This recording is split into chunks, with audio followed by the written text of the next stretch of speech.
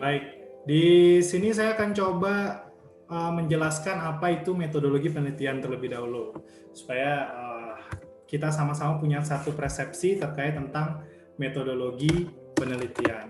Nah, metodologi penelitian itu dari dua kata, satu metodologi, satu lagi penelitian. Metodologi pun itu ada dua gabungan, satunya metode, kemudian logos. Metode itu apa? Metode itu mungkin bahasa sehari-harinya di teman-teman semua adalah cara atau langkah ataupun cara kita mendapatkan sesuatu itu namanya metode. Metode pendekatan mendekati si A, metode masak mie instan, metode mengerjakan tugas, metode kebut semalam, itu semuanya cara kalian untuk mendapatkan sesuatu. Metode mendekati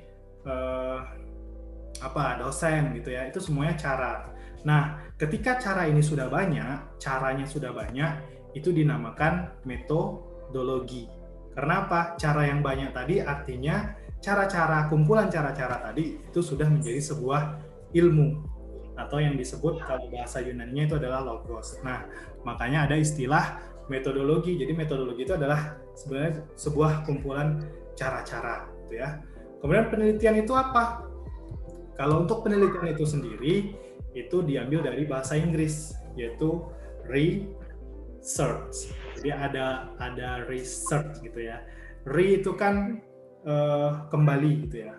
Nah, kalau search itu kan mencari atau melihat. Jadi kalau research itu sebenarnya adalah dapat kita katakan seperti melihat kembali. Nah, di research ini kita melihat kembali sesuatu yang seolah-olah sudah jelas, supaya nanti bisa mengambil kesimpulan atau pandangan yang berbeda atau pandangan yang baru. Nah, itu yang kita simpulkan dalam metodologi penelitian yang akan kita bahas. Kalau misalnya metodologi penelitian sosial, artinya kita tambahkan bahwa metodologi penelitian ini kita khususkan di bidang sosial. Nah, sini ya, jadi metodologi penelitian itu merupakan cara ilmiah untuk mendapatkan data dengan tujuan dan kegunaan tertentu. Mungkin sejauh ini bisa dipahami. Saya akan coba bawa teman-teman semua untuk mengapa sih kita penting memahami yang namanya metodologi penelitian. Nah, pertama, ada perbedaan antara kita yang tamatan SMA dengan teman-teman yang kuliah. Kalau tamatan SMA, dia bekerja, dia bertindak, dia berpikir, polanya adalah sesuai dengan pola keahlian atau vokasi. Jadi tidak ada tuntutan pola seperti mahasiswa. Sedangkan seorang mahasiswa ataupun yang berkuliah, dia punya tuntutan pola berpikir seorang akademisi.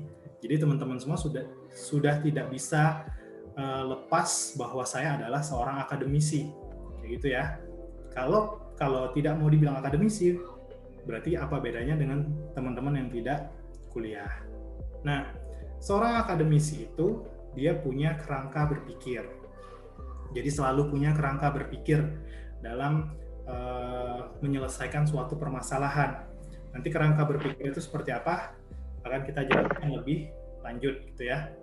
Nah, di sini kerangka berpikir itu salah satunya adalah ketika teman-teman punya satu pertanyaan ataupun dihadapi dengan satu pertanyaan, bisa memberikan banyak solusi. Nah, itu yang membedakan kita antara mahasiswa dengan teman-teman yang tamatan SMA. Nah, di sini ketika menanggapi sesuatu juga tidak overthinking. Ya, misalkan saat ini kita dihadapi dengan masalah corona. Dengan corona, kita tidak bisa berkuliah secara langsung. Nah, tidak perlu overthinking. Overthinking itu seperti apa? Sebagai mahasiswa kita langsung, waduh, bagaimana nih, keilmuan saya terbatas, saya tidak bisa berkuliah lagi, kami hidupnya terbatasi dan lain-lain. Itu namanya overthinking, lebay gitu ya. Kalau kita sebagai mahasiswa, kita harus mencari solusinya. Nah, itu adalah cara berpikir seorang akademisi. Kemudian saya garis merah ini. Titik penting dalam memahami metodologi penelitian itu seperti yang saya jelaskan di pekan lalu, ketika kita timbul rasa pertanyaan yang menimbulkan lagi rasa penasaran, dan seolah-olah akan ada muncul sebuah jawaban. Nah, untuk rasa penasaran kemudian dan pertanyaan ini muncul ketika teman-teman semua saya tugaskan untuk mencari hal-hal yang terjadi ataupun fakta yang terjadi tidak sesuai dengan keadaan yang seharusnya. Nah, ketika ada fakta yang terjadi tidak sesuai dengan keadaan yang seharusnya, barulah di situ akan muncul rasa penasaran ataupun sebuah pertanyaan yang membutuhkan jawaban. Nah, jawaban dari pertanyaan-pertanyaan kita tadi itu harus dicari melalui metodologi penelitian. Metodologi penelitianlah yang akan menjawab pertanyaan-pertanyaan dari teman-teman semua.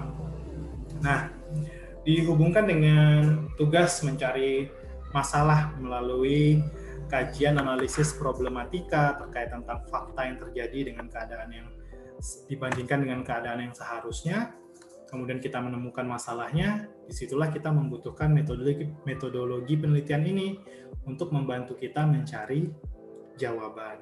Nah, kemudian jawaban ini, jawaban yang merupakan jawaban yang tepat, bisa diakui atau dapat digunakan oleh orang yang punya pertanyaan yang sama. Jadi yang dicari itu seberapa valid, tepat, terukur, dan dapat dipertanggungjawabkan. Itu namanya jawaban dari sebuah penelitian. Kita lanjut lagi. Nah, syarat metodologi penelitian yang baik itu bukan jawabannya yang masuk akal. Jadi, tetapi dia adalah jawaban yang penelitiannya itu bisa diulang atau replikasi. Kemudian kalau diulang lagi dengan pertanyaan yang sama, jawabannya juga sama, tidak berubah-ubah. Itu adalah syarat dari sebuah metodologi penelitian, bukan jawabannya yang masuk akal. Contohnya dalam kehidupan sehari-hari, teman-teman mungkin akan dihadapkan sebuah pertanyaan, kenapa mata saya bisa melihat? Mungkin jawaban masuk akalnya adalah karena mata saya dibuka, maka saya bisa melihat. Itu adalah jawaban masuk akal. Tetapi ketika kita lakukan sebuah riset, jawaban melalui penelitian, maka kita akan mencoba membuka mata di tempat terang dan membuka mata di tempat tertutup. Ketika itu, kita sudah buka mata di tempat yang gelap, tapi ternyata kita masih tidak bisa melihat. Kita bisa melihat ketika mata kita diberi cahaya. Artinya, jawaban yang benarnya adalah mata kita dapat melihat ketika ada cahaya, bukan hanya ketika dibuka saja. Nah, itu yang membedakan antara jawaban yang masuk akal dengan jawaban yang bisa dipertanggungjawabkan melalui sebuah penelitian. Nah, jadi kita belajar metodologi penelitian ini sebenarnya kita belajar menjawab pertanyaan dan punya jawaban. Jadi kita punya jawaban-jawaban atas pertanyaan orang lain, kemudian ataupun pertanyaan diri sendiri berdasarkan kaidah-kaidah ilmiah yang membuat kita dapat mempertanggungjawabkan apa yang kita katakan, bukan sekedar omong kosong ataupun sesuai dengan mitos kayak gitu ya, tapi kita memang sudah melakukan menemukan jawaban melalui metodologi penelitian.